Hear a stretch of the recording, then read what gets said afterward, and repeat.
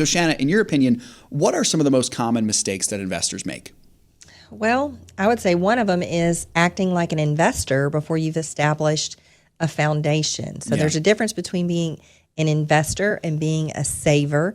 First, you need to be a saver. You need to establish an emergency fund so that, you want to be a long-term investor. You don't want to have to sell investments prematurely to meet a short-term need. So you want to have a fund set up and dedicated for that so that you don't have to dip into your long-term savings, especially if you're saving for retirement and you're under that magical retirement age of 59 and a half, where you might not only be punished for, you might have to sell your investment when it's down, but then you may also have to pay a penalty on top of that. And you also want to make sure that you've established a foundation with the emergency fund, that you've covered your family's needs. If you have a family, maybe you've addressed some life insurance needs to provide for them in case you don't live as long as you needed to get your financial goals in place.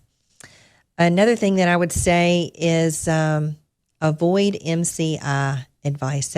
You remember the old company, MCI? They had a program called Friends and Family. Okay. It was about cell phones, and you got to add your friends and family, and you got them free. Right. Well, taking free advice, you have to remember that you get what you pay for a lot of times. Yeah, especially from family. I understand that one for sure. If you're going to take advice from someone, you want to make sure that they have a really good understanding of what they're doing.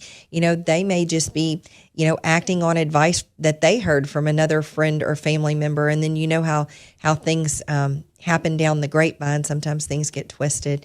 You also want to look at, do they have a good record of success? You don't tend to ask somebody who's going through a divorce for marital advice. Right. Right. If you do, you're probably not going to get very good advice. Yeah. Another thing to remember, that if something sounds too good to be true, it probably is.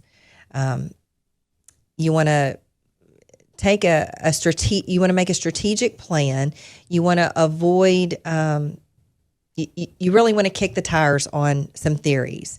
If you hear about something that just sounds too good to be true, just Google the disadvantages to doing whatever you're thinking of doing and get both sides of the story. Something else, maybe what I call junk drawer investing, not having a strategic, well thought out plan, just kind of like, oh, well, I heard about this, so I'm going to throw a little bit of money at this. I'm going to try this, and I'm going to try this other thing. And then what happens when you get to a point later in life, maybe you've accumulated a lot of different types of investments, but maybe they're not super consistent. Maybe they don't work together towards a strategic plan. So have some type of strategic plan.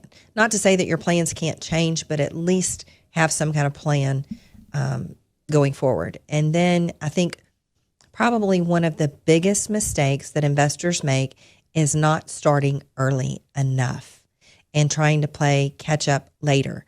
So the biggest advantage that you have as an investor is time, getting started early. Even if it's just $10 a month, you're starting to develop a discipline that's going to take you a long way.